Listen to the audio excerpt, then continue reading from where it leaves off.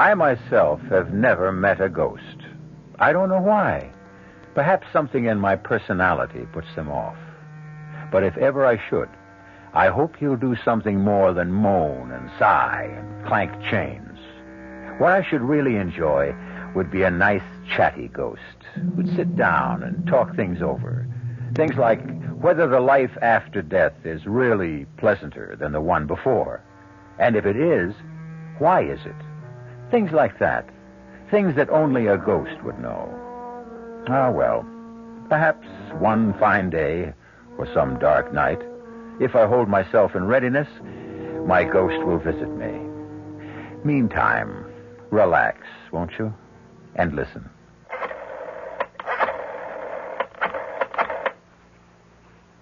Hello?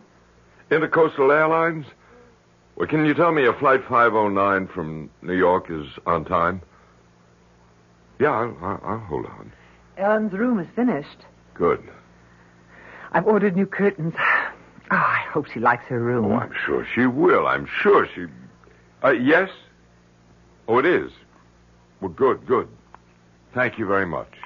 The plane's on time. Well, you better get started then. Yeah. Don't be nervous. I'm not nervous. It'll only make her nervous if you're nervous.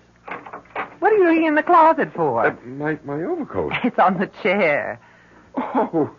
She's only been away 4 days. It's not a question of how long she's been away. It's what she went away for. I know that. Well, then why say a foolish thing like only 4 days? Please. I'm nervous, too. Well, what do you think you're doing now? This couch shouldn't be here. It should be over there. That's an 8-foot couch. Don't try to move it by yourself. I can do it. Let me have the superintendent, please. Emily, will you stop that? I'd help you, but I have to get going. I don't want Ellen standing around the airport. Hello?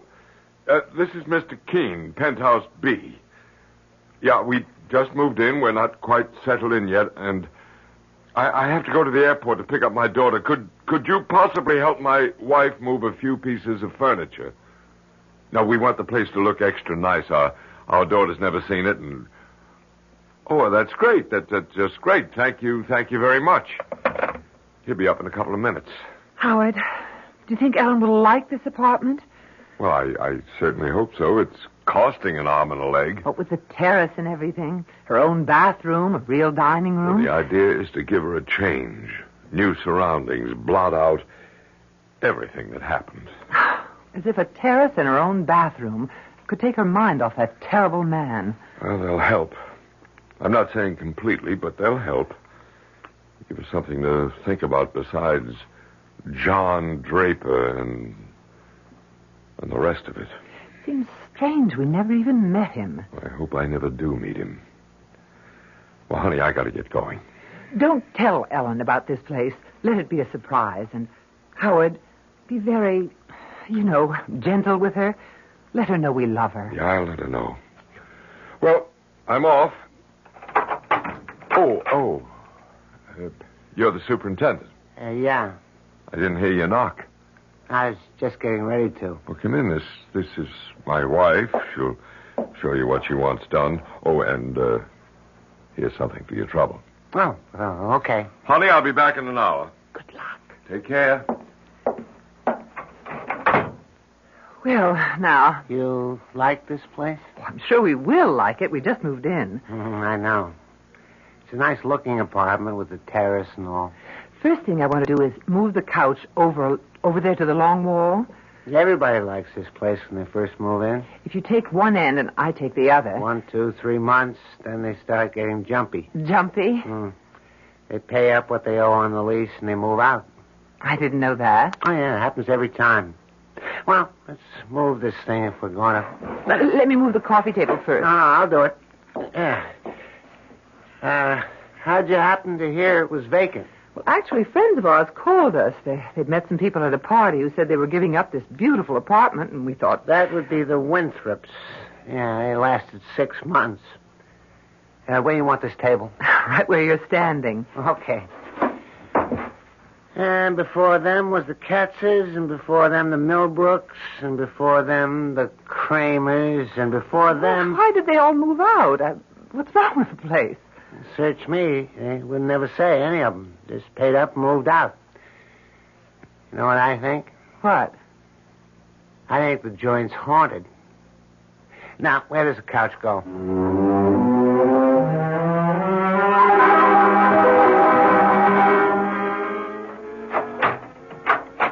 Enter, young lady. Ellen.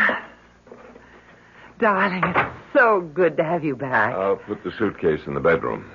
When you see your bedroom, darling, make allowances for the curtains. I had to put up your old ones, and they're too short, but I'm expecting new ones, maybe today. But I got you a new bed. Oh, heavens, the fuss they made about delivering it. So, what do you think? Do you like the apartment? It's very nice. Come, look at the view from the terrace. Come on. You can see for miles. Isn't that spectacular? Spectacular. Well, you can take a good look at it later. What would you like to do now? I don't know. Take a hot bath? You have your own bathroom now. Really? Do I? Or would you like to just sit and talk? All right. If you want to. Ellen, was the operation very bad? You mean the abortion? No. It wasn't bad at all. I'm glad of that. I opened your suitcase, let a little air in, huh? I didn't unpack anything, though. I'll do it. You want to do that now, dear? Maybe take that hot bath, and I'll start lunch, and then when it's ready, I'll call you. All right. Is the door on the right? Oh, here, I'll show you. I'll find it. And the bathroom opens right off of it. Howard, what's wrong with her? I don't know. She was like that all the way in from the airport. Like a sleepwalker. Like a zombie.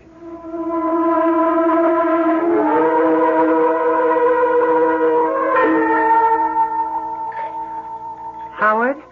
I'm making us a drink. We need it. How is she? I guess she's all right. Here's your drink. She's lying on the bed, just staring at the ceiling. I spoke to her, but she didn't answer me. So I didn't bother her. That horrible man, he did this to her. I wish she'd talked to me about him. But she never did say much, except that she was seeing him a lot. And then when she told me she was pregnant, she said he didn't want to marry her, so she guessed she'd have an abortion. Just like that. Things have changed so. The young people nowadays. And the parents nowadays. I guess so. I should have insisted. I should have put my foot down, absolutely insisted. Insisted on what? Well, at least on meeting the guy, at least that. That's not the way things are done these days. Well, they should be. Look, do you think I ought to get in touch with him now? Now? It's too late well, we now. can't just leave her the way she is, walking around like an automaton. Maybe he could... Oh, I don't know. Maybe he could snap her out of it or something. Maybe she'll snap out of it by herself. If she was really in love with him... She said she wasn't. Well, maybe she was. Maybe she was and didn't know it. Anyway, I think he ought to see what he's done. What good would that do? I don't know. I don't know. Why don't you go and see if she's all right? I don't like to disturb her. Well, just knock on the door and see if she answers. All right. Well, the state she's in... Ellen? Oui, Mama. I don't want to disturb you, dear, but I just want to make sure everything's all right. Tout va bien. I guess she's all right. Anyway, she answered me. What did she say? I couldn't make it out, but she sounded fine. Well, that's good. Maybe it was just shock or something before. Probably that was it. Emily, if you get to talking to her, if she'll talk to you... Oh, she will. Ask her about this man. Hmm? What's his name again? John Draper? Yeah, ask her how she feels about him. You know, if she thinks about him, wants to call him up or anything, you tell her that it's all right with us. Howard, she doesn't care if it's all right with us. Young people don't these days. They just go ahead and do what they want to do. Well, do you realize we don't know anything about this man? What does he do for a living, if anything? He plays the piano. I think he gives lessons. Where does he live? Over on Market Street, I think. Yeah, that figures. Has he got a phone? I imagine so. I don't know. Well, if he gives lessons, he's got to have a phone. He's got to be in the book. I think so, anyway. Oh, here he is. Look. John Draper, 121 Market. You're not going to call him. No, I'm not going to call him. I just want to know that he's alive and breathing somewhere in this town. If Ellen isn't better by tomorrow or the next day... Howard, she will be. Go knock on the door again, will you? What'll I say? Say anything. Say we're having a drink out here. Why doesn't she join us? All right, if you say so. But keep it light and, you know, cheerful. Ellen, dear, your father and I are having a drink. Don't you want to join us? Pas maintenant. How's that, dear? Je suis occupée. Well, whenever you're ready, we'd love to have you. I think a drink would do you good. Whenever you're ready. I guess she's all right. But did she say she was all right? I don't know what she said. What do you mean you don't know what she said? Ellen! Are you all right, baby? Je regrette, mais je ne peux pas vous joindre pour le moment. Je dois m'occuper de petit garçon. Excusez-moi, s'il vous plaît. Howard. Why, I didn't know she could speak French. She can't. Well, she just did. I understand enough French to know that. What did she say? Could you tell? Well, she said she couldn't join us just now because she had to take care of the little boy. Do you agree with Anthony Trollope that the chief duty a parent owes a child is to make the child happy? I think I do. And I think in their more beneficent moods, most people do. Why, then, are there so many bitterly unhappy children?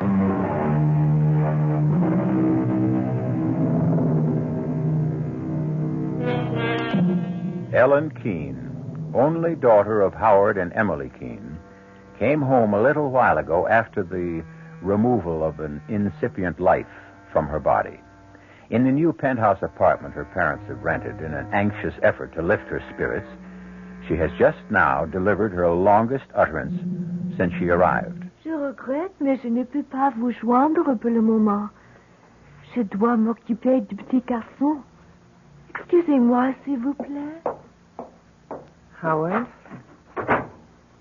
Why, I didn't know she could speak French. She can't. Well, she just did. I understand enough French to know that. What did she say? Could you tell? Well, she said she couldn't join us just now because she had to take care of the little boy. What little boy? Well, how should I know what little boy? Howard, the operations affected her mind. No, don't say that. That's not true. It must have meant more to her than we knew. How could we know she acted as though it was nothing? That's how young people are these days. I'm going to call that man. John Draper? What good would that do? He ought to know what he's done. Howard, it isn't right to blame it all on him. I don't care. There, here. Here's his number. I don't see why you think he can help. Well, maybe she still loves him. Maybe he can get through to her. Maybe. Hello? Mr. Draper? John Draper? Yes? I'm Howard Keene, Ellen Keene's father. Yes? Ellen came home a little while ago. I thought you might like to know. How is she? Is she all right? No, she's not all right. What's the trouble? They didn't hurt her, did they? Physically, she seems to be all right, but other ways, she's not. I'm glad you called me. What can I do? My wife and I thought it might help if you came to see her. Why, of course, right now. If you can. I'll have to cancel some lessons, but I'll be there as soon as I can. Oh, hold on just a minute. We've moved to a new place. Oh? You've moved? Yes, we took a penthouse on the spur of the moment, just moved in this morning. It's at 42 Cedar Terrace. Do you know where that is? 42 Yes, penthouse B. Have you got that?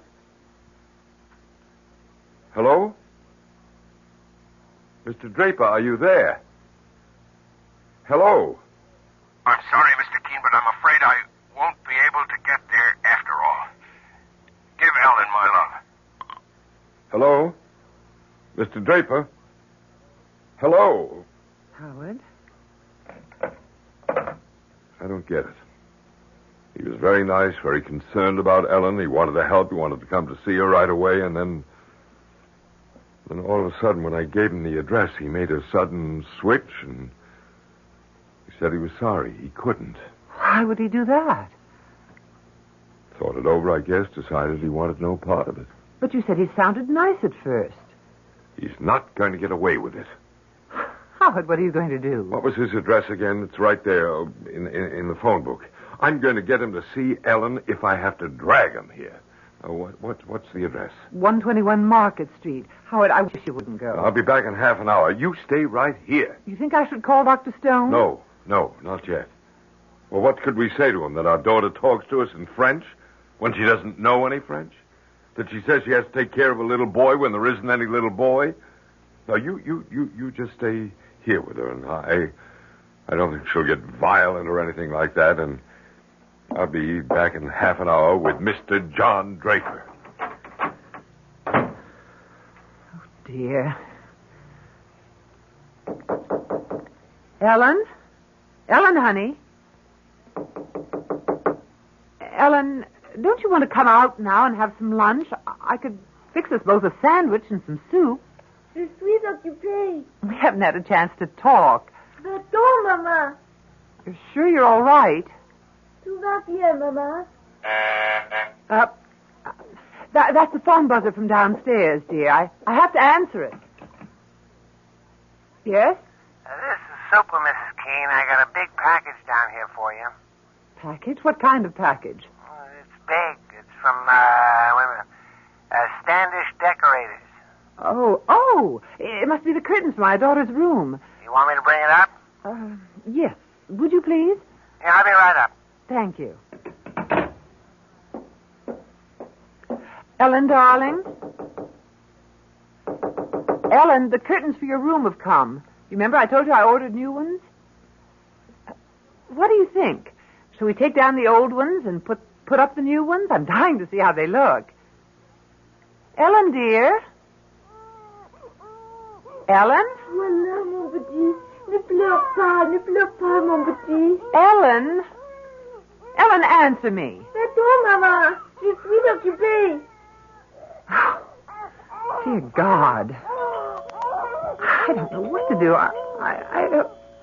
Yes, I'm coming. I'm coming. Just a minute. Your package, Mrs. Keene. Thank you. Thank you. You, okay, Mrs. Keene? What? Well, you look kind of peculiar. I do? What's the matter? Ghosts been bothering you? Ghosts? I told you the place was haunted. Yes, you did, didn't you? Didn't think they'd be getting to you so soon, though. Look, come in for a minute, will you? Do you mind? I'd like to talk to you. Oh, yeah, okay. Tell me why you say this apartment is haunted. It was just a guess. You don't really know, do you? No, I don't really know about this apartment, no, but I know quite a lot about ghosts from personal experience. Tell me what you know. Well, I guess everybody knows that ghosts are no more and no less than the spirits of the dead who won't leave the earth, right? I mean, that's pretty obvious, wouldn't you say? I wouldn't know anything about it. Oh, well, I thought everybody knew that. Well, that's what they are. The only difference between one ghost and another being why they won't leave the earth. Why they keep coming back to haunt. And there's various reasons why. Like what?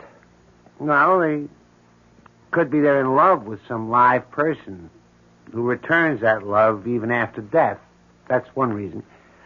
What other reasons are there? Well, there's a ghost that won't admit to death, a ghost who resents the people who've gone on living. This, generally speaking, is the ghost of some person who is used to lording it over everybody in life and comes back to try to lord it over them some more. That's another reason for ghosts. What other reasons? Then there's the kind that just can't understand how it happened. How what happened? Death. Their own death. That's the kind of ghost I understand very well. My sister's one of those. You mean your sister doesn't understand how she happened to die? Is that what you mean? She was 12 years old. She was on her way to school. And a car came along with a drunken driver behind the wheel, and the car swerved up on the sidewalk and killed her. She never knew what happened. Before she knew anything, she was dead. And her ghost comes back? Every night. Every night I wake up and hear crying. What do you do? I try to explain it to her, but what can I say? It doesn't make any sense. Drunk in a car and her on her way to school? No, it doesn't make any sense. It makes more sense to kill yourself, don't you think? That way you got something to say about how you go and when.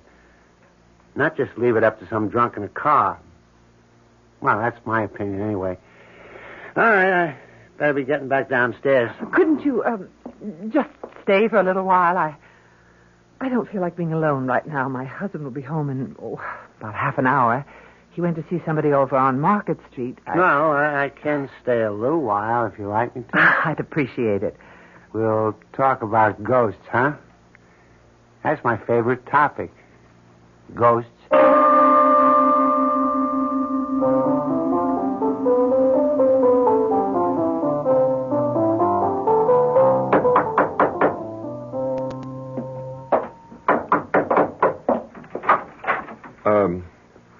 I'm looking for Mr. Draper. I'm Mr. Draper. I guess it's your son I'm looking for. I don't have a son. Oh, well, I expected... Well, I didn't know I'm Howard Keene, Ellen's father. I'd like to come in and talk to you. Mr. Keene... Please, it's very important, or I wouldn't ask. Come in.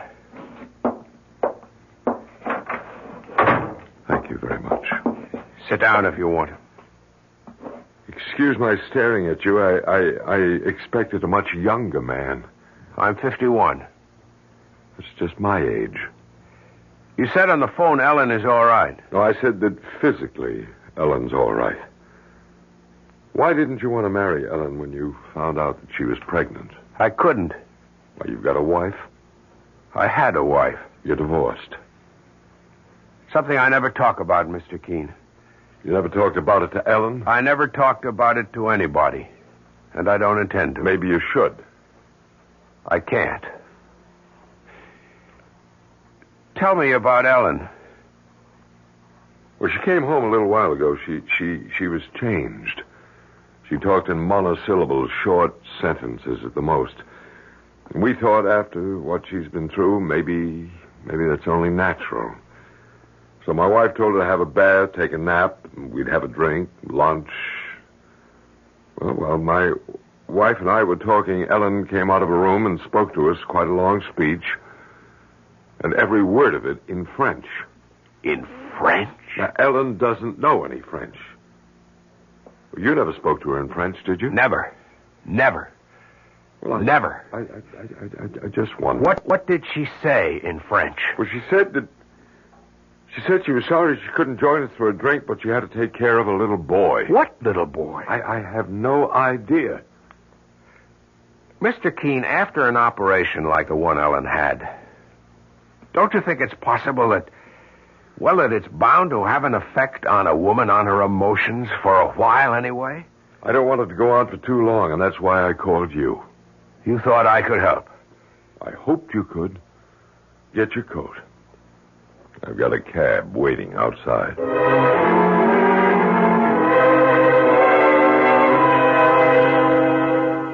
Now I've told you everything I know about ghosts, Mrs. Keene.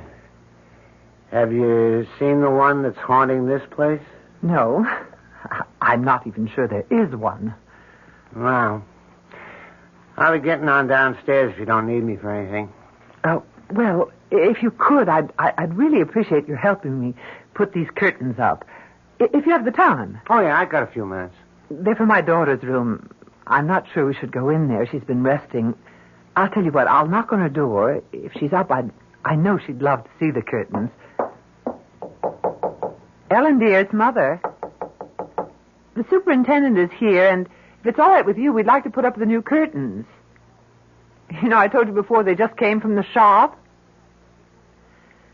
Ellen, dear, I'm going to open the door and come in because I think you've been by yourself long enough. I really do. Ellen? Oh! What's the matter? Oh! Mrs. Keene, what? Good Lord. She's not moving. She's not breathing. Her eyes are wide open. She's dead. She's not dead. Don't say such a thing. Don't you dare say such a thing. Mrs. Keene, what are you doing? Calling the doctor, you fool. Doctor won't do any good. She's dead.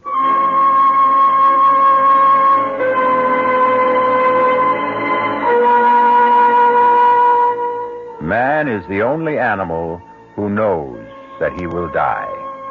So said the great Voltaire. The knowledge that he will one day cease to live permeates man's days and poisons them a little. I think that if ever I am given another life, I should like to live it as a bird or a monkey or a chipmunk or a beetle. It doesn't add much to the enjoyment of life to know that it won't last long. You'll remember I promised you a quiet little ghost story? I think I've kept my promise so far. Though, of course, in any story, there must be an explosion or two. At this moment, Mr. Keene, Ellen's father, is preparing to enter a taxicab with Mr. Draper, Ellen's one-time lover. You say you're married? Yes. But you weren't divorced? No. Your wife died? Yes. I see. How long ago was that? What? How long ago did your wife die? 25 years ago. Do you and your wife have any children? Yes. One. Where is the child? Dead. At birth? No.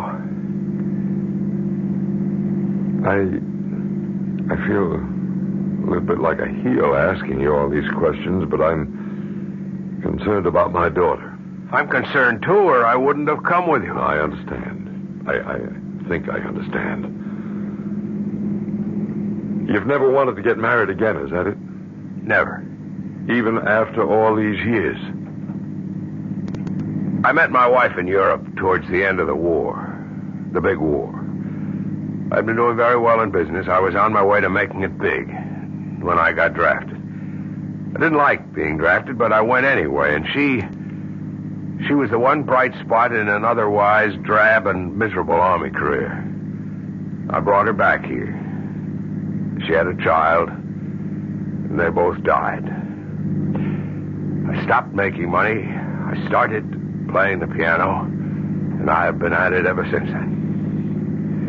But you were in love with Ellen. I hope you don't mind my asking. I don't know what that means, to be in love. I'm not saying there's no such thing, but if there is, I've forgotten, or I never knew what it's like. I'm very sorry for you. It's very kind of you, but don't bother. Cedar Terrace is the next right turn, driver. Are we nearly there? Next right, about half a mile.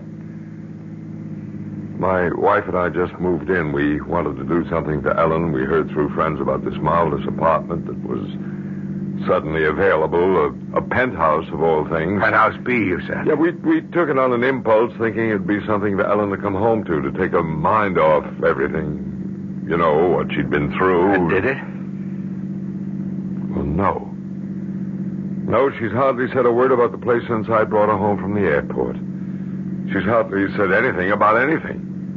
Just a few words of French, and That one thing about not being able to have a drink with us before lunch because she had to look after a little boy. How could she speak French when she doesn't know any French? And what little boy did she have to look after? I don't understand any of it. Not any of it. Hold on. We're almost there. Maybe Ellen will be all right, more of a self anyway, and then you can ask her. You just hang in there for a couple of minutes more.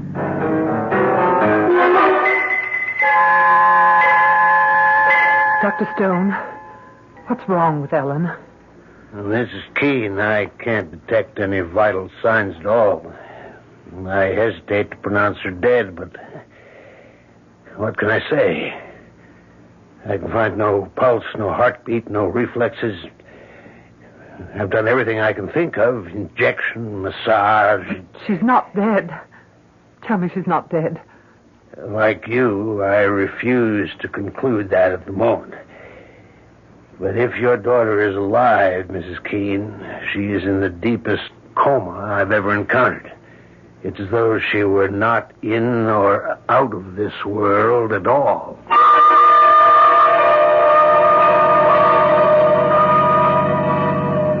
It's that tall building on the corner, driver, number 42. A very tall building. How's that?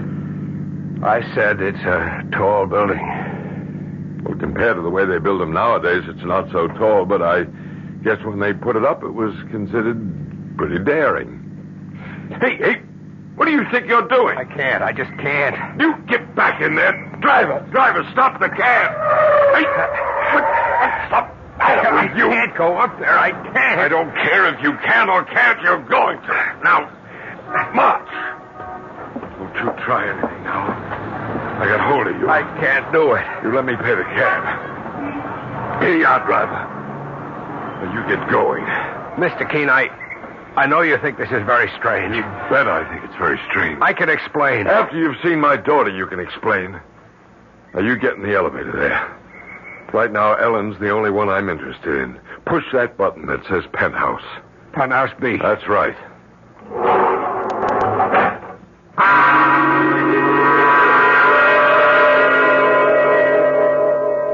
Mrs. Keene, if Ellen isn't dead, and I'm still not convinced, then she's either in a very, very deep coma or... Here I'm getting into territory that I don't understand at all. She's in a trance. A trance? We hear of these things, people who can control their body functions. I was told of a man who could make one half of his arm stone cold and the other half blood warm. He could do it at will, or so I was told. I can't believe it. Do you believe it? Mrs. Keene, there isn't a doctor alive today who would deny the power the human mind has over the human body. But... Oh, that must be my husband. Yeah, well, I want to talk to him. I'll only be a second. Yes, I'm coming. Howard. Mr. Draper? That's him. I'm Ellen's mother. Howard, I called Dr. Stone. He's with Ellen now. He wants to talk to you. I'm in here, Mrs. Keene. Dr. Stone, how is she? She shows no vital signs of life at all. You don't mean that she's dead? Oh, no, she can't be. Emily, what happened? Mr. Keene, we don't know precisely what happened, and I don't... Well, for some reason I can't really explain. I don't think she's dead. Either she's in a deep coma or she's in a trance state. Well, what's that, a trance state? It's something medical men know very little about. So I want your permission to take her to the hospital and have her examined by another doctor there. And if he gives us no convincing diagnosis, we'll call in a psychic healer. You have our permission to do anything you have to. Of course. All right, I'll call an ambulance. Mr. Draper, I've been very rude. We've paid no attention to you at all. Thank you so much for coming. It's quite all right. You can see we're beside ourselves with worry. Yes, I can see that. There's an ambulance service. There's Dr. Stone. Mrs. Keene, Do you suppose that I could see Ellen? Oh, I don't think so. Not now. Why didn't somebody wake me up? Ellen. Thank you. Darling. Is it time for lunch? Ellen. How do you feel? Dr. Stone. What are you doing here? And John, you know, it's funny. I thought I heard your voice, but then I decided I must have imagined it. Yeah, but how do you feel, Ellen? Well, I feel perfectly fine. I had a wonderful sleep. You're sure you feel all right? Well, I just told you I feel fine. I was tired when Daddy brought me home from the airport, but I had a lovely nap, and now I'm fine. But what are you doing here? And John, how did you get here? How did you know where to come? Your father, he told me. Oh, really? Oh, that was nice. Then you've met. Yes, we've met. You'll stay for lunch, won't you, John? Mother, is that all right? Is there enough for John, too? Yes, dear, there's enough. But first, don't you think you ought to bathe and change your clothes? I guess I should. I was going to do that before, wasn't I? When I first got here. But then I got busy with something or other, and I forgot all about it. You want me to come with you, dear? That would be nice. We haven't had a chance to talk, have we? No, but we will. See you all for lunch. Yes, Ellen. You'll stay, Mr. Draper? I'm not sure that I can. Please do. Ellen seems to want you to. Mr. Keene, I don't know any of the whys or wherefores, but your daughter seems to be all right. Yes, she seems to be. I'm going back to my office. I'll be there all afternoon. If anything happens to alarm you, please call me. I can be here in 5 minutes. Thank you, Dr. Stone. No, don't bother to come to the door. I'll let myself out. I'm glad she's all right. I suppose you don't believe there was ever anything wrong. I don't know. After all, you didn't see her when she was, well, the way she was. I know your daughter very well, Mr. Keene. I know what a sensitive girl she is. I told you in the taxi that I didn't believe I knew the meaning of being in love. Now I'm not so sure. I think I was, in my own neurotic way, in love with Ellen. We were very close. Well, why did you make such a fuss about coming here? Why did you try to jump out of the cab? What was that all about? I had been here before. When? When were you ever here? I used to live here. In this apartment? Penthouse B, yes. When was this? 25 years ago. You lived here with your wife? Huh? And your child? Yes. And your child was a little boy? Yes. How old was the child when he died? 2 years old. And your wife, how old was she? 21. They both died while you were living here. I can see why you wouldn't want to come with me. It's not just that they died. Well, what was it? It was the way they died. Tell me about it.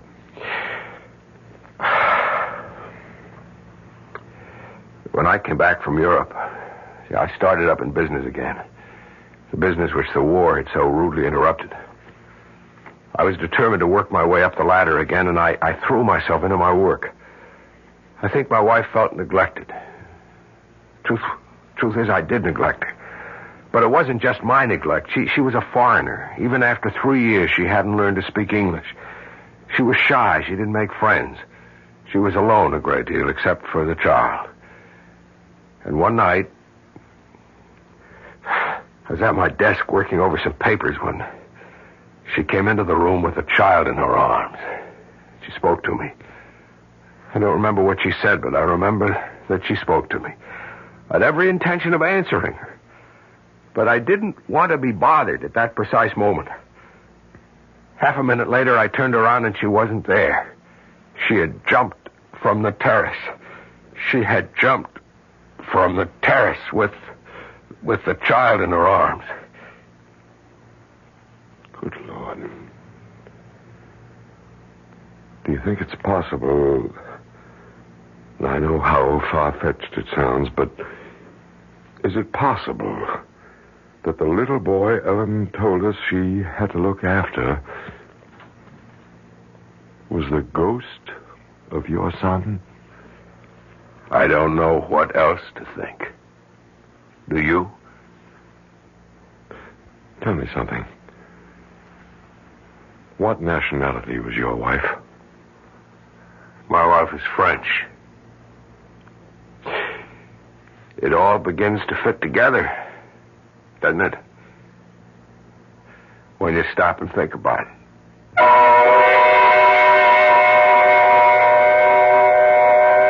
When you stop and think about it. You don't want to stop and think about it? That such things don't bear thinking about? All right. Don't stop. Go right on doing the things you've always done. Waking in the morning, putting in the hours until it's time to go to sleep again. Don't, for an instant of your busy day, think about such things.